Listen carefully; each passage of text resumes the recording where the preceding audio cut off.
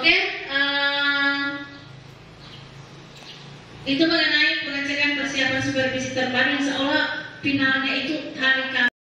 Ada pemberian materi dari CGP atas nama Ibu Fatma Maseke untuk penerapan segitiga restitusi atau posisi kontrol guru. Terima kasih atas kesempatan yang diberikan kepada saya. Assalamualaikum warahmatullahi wabarakatuh.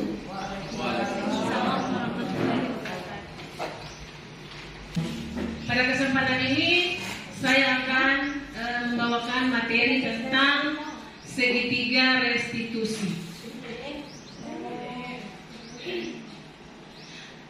Mengingat di sekolah kita ini sering terjadi masalah tentang siswa, bahkan mungkin hari-hari ya kita menghadapi siswa yang bermasalah. Nah, kita sebagai guru itu ada cara yang baik untuk menyelesaikan masalah siswa tersebut. Namun sebelum kita masuk pada segitiga restitusi, kita lihat dulu 5 posisi kontrol guru. Jadi ada 5 posisi kontrol guru. Yang pertama tentang posisi punish head atau penghukum. Jadi biasanya kita kalau menghadapi siswa yang bermasalah, kita ada yang guru yang sering memberikan hukuman. Jadi yang pada posisi ini perbuatan guru berupa menghardik, menunjuk-nunjuk, menyindir dan menyakiti. Hasilnya siswa akan memberontak. Kalau kita melakukan seperti itu, siswa akan memberontak, kemudian menyalahkan orang lain dan bahkan berbohong. Kemudian dari itu kita lakukan agar tidak. Kemudian posisi kedua adalah guiter atau pembuat orang lain merasa bersalah. Nah, di sini ada contohnya, yaitu intonasi guru yang lebih halus ya. Misalnya, aduh, kamu kok telat lagi? Ya, jadi itu contoh. Kamu kan sudah bilang mau tepat waktu, kenapa datang terlambat lagi? Ya, jadi itu contoh dari membuat orang lain yang merasa bersalah. Yang ketiga, posisi yang ketiga adalah budi atau teman tadi ya, atau teman. Jadi kita sebagai guru memposisikan murid itu sebagai teman. Nah, guru mengambil posisi seperti ini orang lain yang dekat dengan anak-anak. Jadi contoh kalimat yang posisi sebagai teman, ini contohnya adalah posisi kontrol sebagai monitor atau pemantau. Jadi kita sebagai guru juga harus memiliki posisi kontrol, memantau.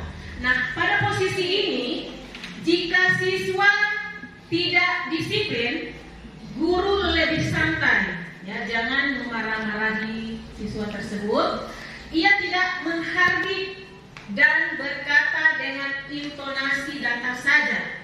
Jangan tinggikan intonasi kita sebagai guru.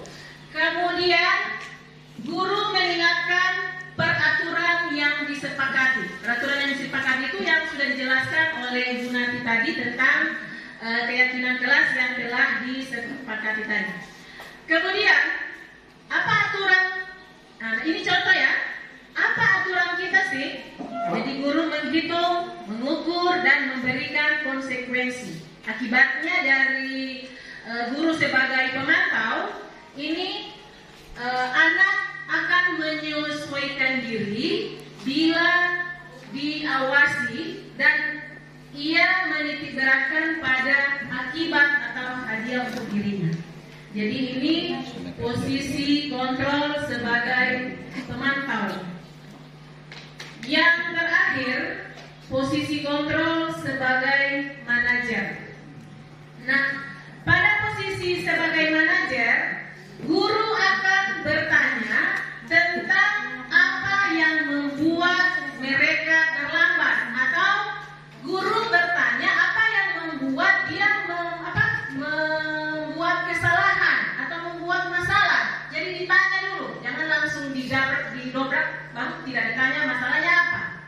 Jadi dalam posisi manajer ini kita harus menanyakan dulu masalah apa yang dia hadapi. Kemudian anak diharapkan jujur menjawab. Jadi kalau kita bertanya masalah apa yang dihadapi, pasti anak akan menjawab dengan jujur. Kemudian misalnya ada contohnya ya untuk posisi kontrol manajer, ini ada contohnya. Saya terlambat karena semalam menonton YouTube, main online game dan sebagainya. Jadi mereka jujur. Ketika kita bertanya masalah apa sampai kenapa dia terlambat, jadi mereka akan jujur. Nah, terhadap jawaban tersebut, guru merespon dengan kata-kata, misalnya. Jadi tadi kan anak itu menjelaskan masalah yang dia hadapi. Kemudian kita sebagai guru itu merespon. Contohnya, apa yang kau yakini tentang kesepakatan kelas kita? Bagaimana Anda akan menghargai waktu? Apa yang bisa kau kerjakan untuk memperbaiki kesalahan ini? Besok lagi harusnya seperti apa? Jadi kita jangan, kenapa kamu terlambat? Nah, dengan seperti itu. Nah, dari posisi kontrol di atas, saya Bapak Ibu, saya akan menanyakan kepada Bapak Ibu, kira-kira posisi kontrol yang mana yang paling baik kita gunakan sebagai guru? Ada posisi kontrol sebagai pemantau, manajer sebagai teman, dan penghukum, posisi kontrol sebagai penghukum, dan ada juga posisi kontrol sebagai validasi. Kira-kira posisi kontrol yang mana yang baik untuk kita terapkan? Kontrol yang kita gunakan adalah posisi kontrol sebagai manajer. Jadi kita kalau anak-anak punya masalah, jangan langsung dimarah-marahin, tanyakan dulu masalah apa yang dia hadapi sampai dia terlambat, sampai dia tidak masuk sekolah. Jadi seperti itu. Oke? Nah, kemudian setelah kita mengetahui masalah siswa, jadi kita harus menyelesaikan dengan 3 cara, ya, 3 cara menyelesaikan segitiga restitusi. Dengan cara segitiga restitusi. Nah, apa itu restitusi, Bapak Ibu? Restitusi adalah proses menciptakan kondisi bagi murid untuk memperbaiki kesalahan mereka, sehingga mereka bisa kembali pada kelompok mereka dengan karakter yang lebih kuat dan lebih baik. Jadi itu pengertian dari restitusi itu sendiri. Nah, sebagai guru, dalam mengatasi siswa yang melakukan tindakan yang melanggar, sebaiknya memposisikan diri sebagai manajer dengan melakukan segitiga restitusi. Yang pertama adalah menstabilkan identitas, yang kedua validasi tindakan yang salah, dan yang ketiga menanyakan keyakinan. Jadi 3 cara itu cara untuk menyelesaikan siswa yang bermasalah. Iya. Jadi yang pertama, kita mulai dari yang pertama, validasi tindakan yang salah. Jadi kalau ada siswa yang bermasalah, kita tanyakan dulu masalahnya apa. Jadi kita lihat dulu validasi tindakan yang salah seperti apa.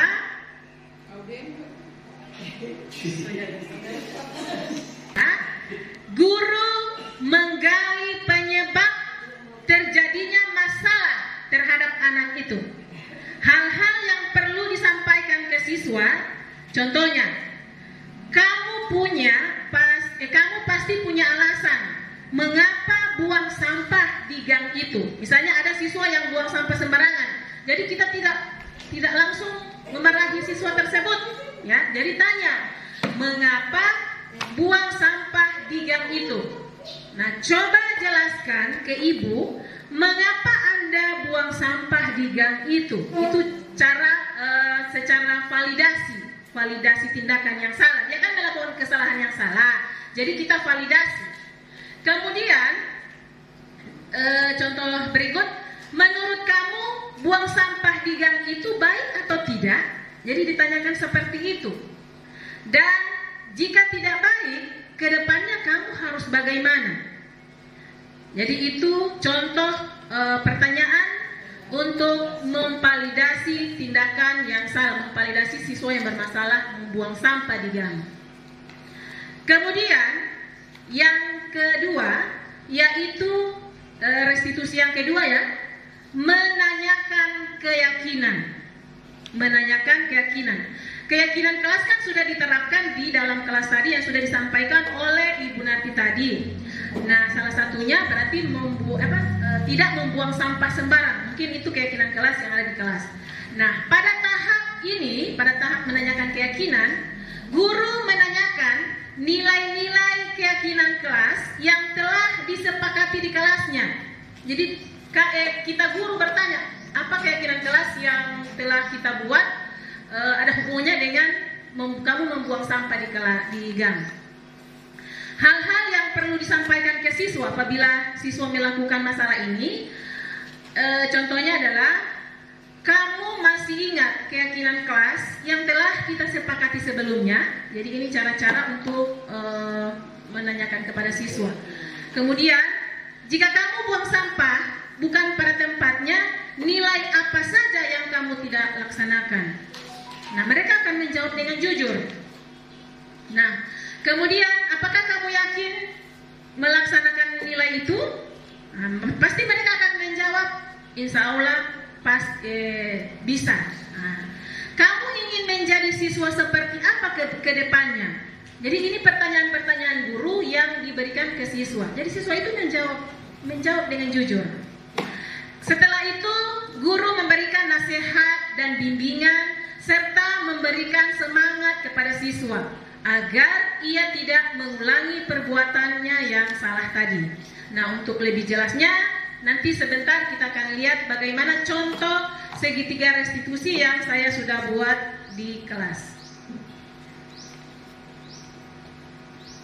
Sekarang kita lihat contoh segitiga restitusi. Ini ada dua kasus. Yang pertama adalah kasus siswa yang sering terlambat. Kemudian yang kedua siswa yang tidak mengerjakan tugas.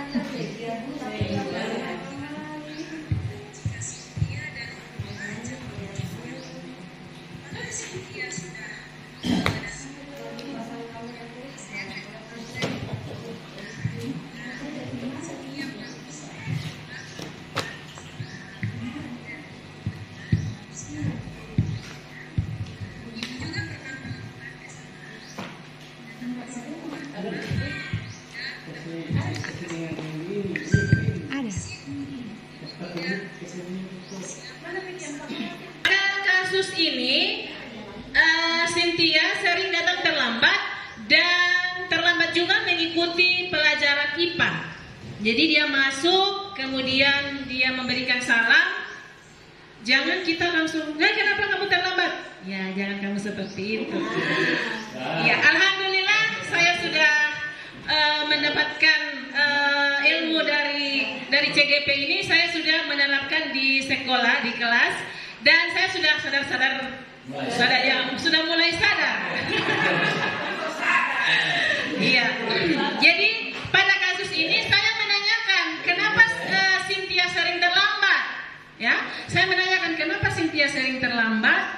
Nah, si Cynthia ini mengatakan, maaf Bu, saya malam itu sering begadang main game di HP sehingga telat tidur dan telat bangun. Ya, jadi itu validasi masalah. Kemudian keyakinan kelasnya menanyakan apakah kamu mengetahui keyakinan kelas yang sudah kita sepakati. Ya, jadi dia Cynthia mengatakan bahwa dia mengetahui. Ditanyakan kira-kira keyakinan kelas apa yang kamu langgar. Jadi seperti itu. Kemudian yang terakhir adalah, nah ini ada kasus yang kedua, si Rahmat ini dia selalu tidak membuat tugas dan sering ngantuk di kelas.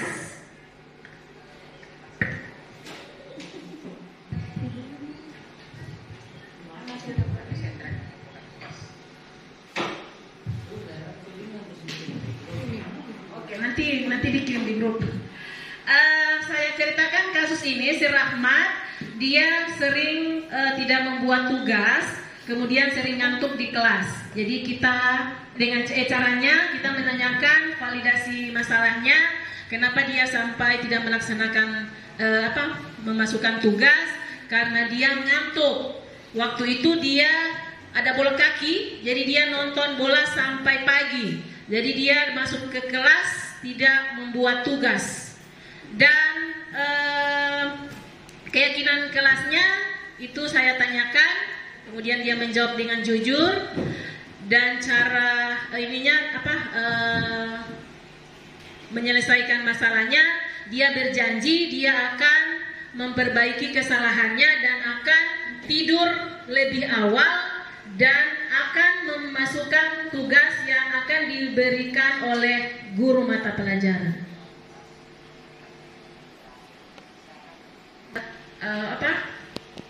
Segitiga restitusi yang insya Allah kita terapkan di kelas nanti apabila kita menghadapi siswa yang bermasalah.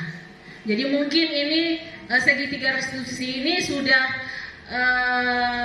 dilaksanakan oleh guru BK, ya mungkin sudah dilaksanakan oleh guru BK, karena kalau guru BK itu mengatasi masalah mungkin seperti itu. Kalau kita sebagai guru mata pelajaran kita mengatasi masalah mungkin dengan cara menghukum. Ya, jadi dengan cara menghukum yang harus kita hilangkan. Jadi seperti itu. Terima kasih materi dari saya. Dan kalau ada pertanyaan kami silakan. Terima kasih. Memang penanganan atau hukuman yang kita berikan pada anak itu yang paling penting adalah ada efek jerah. Memang alhamdulillah BK maupun wali kelas maupun kita semua ini telah melakukan upaya untuk pendisiplinan anak. Nah, kadang-kadang yang agak lengah kita ini kesalahan siswa kecil tapi omelannya luar biasa ya. Saya bersyukur ini calon guru penggerak ini di depan ini terkenal dengan omisinya meledak-ledak, ini yang ibu dua orang ini sebenarnya ya. Saya melihat saya mengikuti menerima materi tentang ini, kami itu ditampilkan contoh kasus. Nah, kebetulan contoh kasus itu yang biasa terjadi di kita di sekolah ini. Kasusnya itu ada siswa yang memakai sandal. Nah, kasus itu siswa yang memakai sandal, kemudian ada guru menghukum siswa tersebut dengan cara mengambil sandalnya, kemudian dia tidak usah memakai sandal